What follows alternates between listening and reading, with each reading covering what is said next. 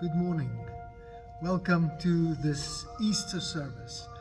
I'm going to read the first 10 verses of Luke 24.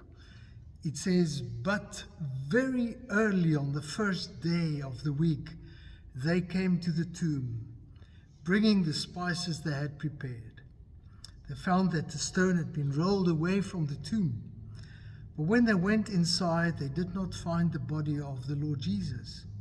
While they stood utterly at loss, suddenly two men in dazzling garments were at their side. They were terrified and stood with their eyes cast down. But the men said, 'Why search among the dead for one who is alive? Remember how he told you while he was still in Galilee that the Son of Man must be given into the power of sinful men and be crucified, and must rise again on the third day.' Then they recalled these words, and returning from the tomb, they reported everything to the 11 and the others. The women were Mary of Magdala, Joanna, and Mary of James, and they with the other women told these things to the apostles. But the story appeared to them to be nonsense, and they would not believe them."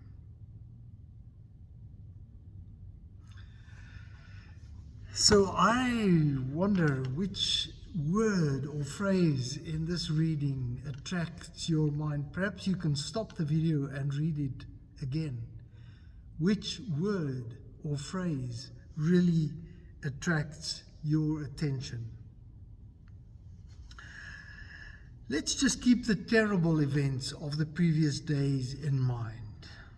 What happened before this reading? Jesus was imprisoned. He was condemned. There was a trial.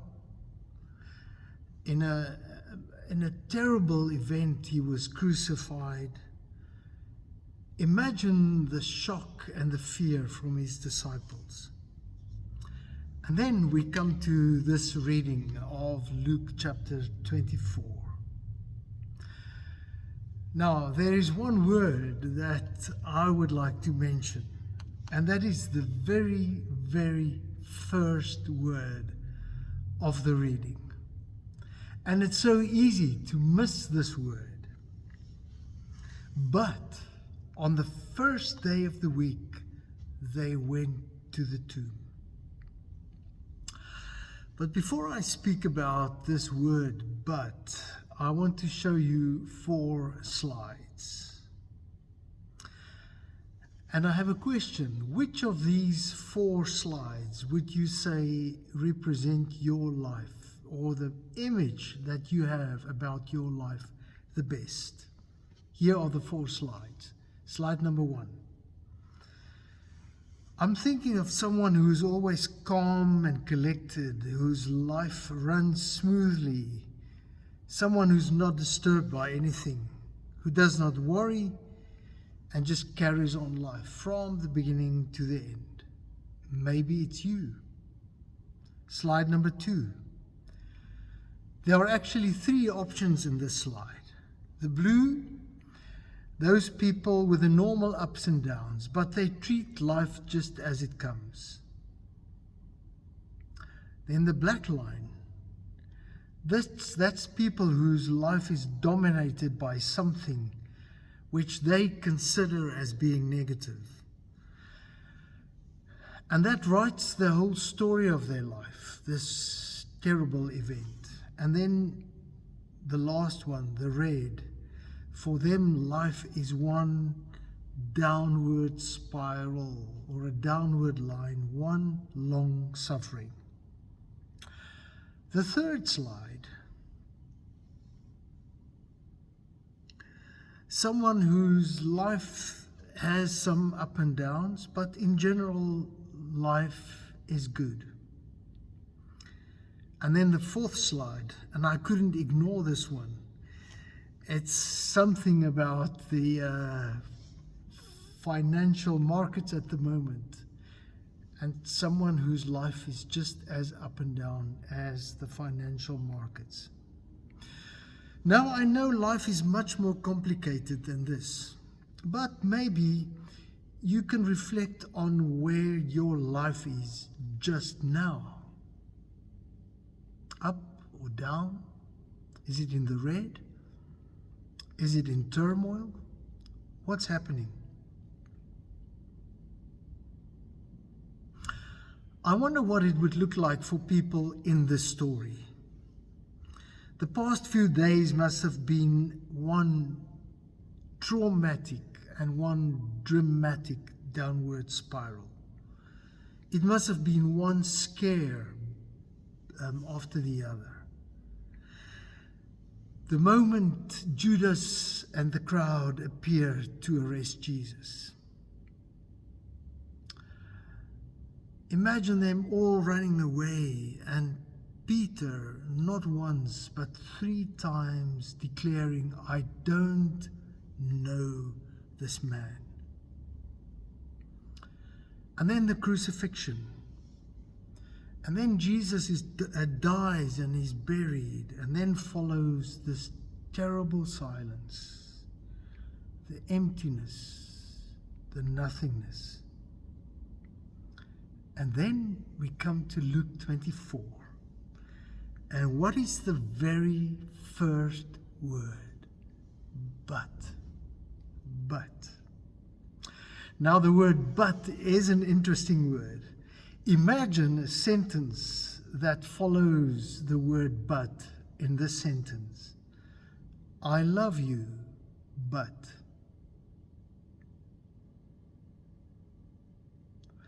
Or perhaps, I thought I didn't care about you, but. Perhaps you can think of your own sentence with the word but in it.